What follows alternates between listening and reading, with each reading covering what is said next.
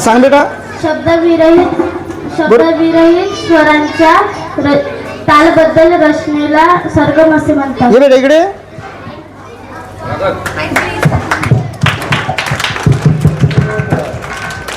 पहा मी एका मिनिटात व्याख्या सांगितली, एका मिनिटात येऊन लिहून घेतली आणि एवढी एका मिनिटाची म्हणजे एवढी अवघड व्याख्या या मुलीनं अगदी एकही शब्द इकडे तिकडे न होता सांगितली. तुझं नाव काय बेटा? सरनेम नंबरच असेल त्या क्लॅप 3 क्लॅप करा. 1 2 3 1 2 3 1 2 3. नम्रतासाठी 10 रुपयाचं बक्षीस.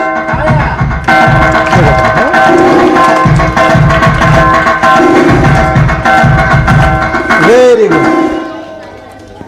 बरं आता माझा दुसरा प्रश्न. स्वर म्हणजे काय?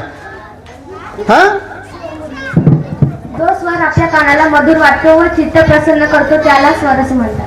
Very good. क्लॅप करा. 1 2 3 1 2 3. ये बरं इकडे.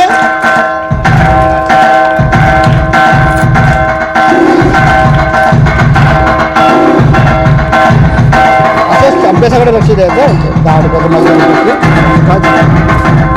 छान.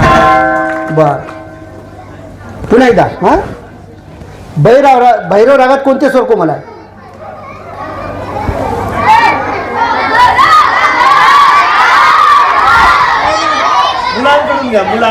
हा, आता फक्त मुलांकडून. हा, त्यांना व्याख्या विचार. मुलींनी हात वर केलं तरी आमचं लक्ष नाही तुमच्याकडे ऐकल्यासाठी.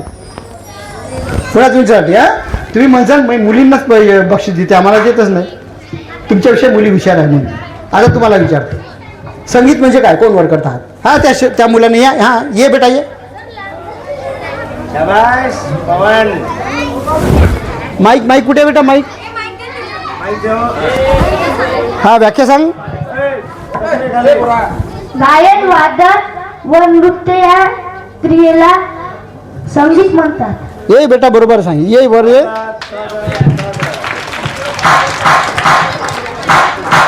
असंच अभ्यासाकडे पण लक्ष द्यायचं.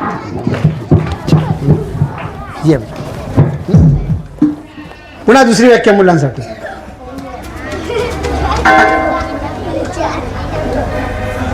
सरगम गीत म्हणजे काय?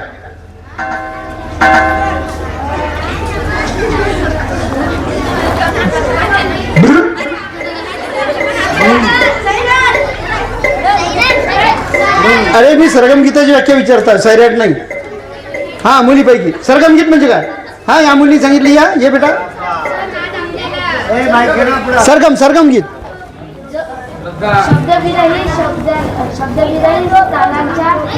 बरोबर आहे. शब्दविरहित स्वरांच्या तालबद्ध रचनेला. हा ये बेटा इकडे. नाव का बेटा तुझं?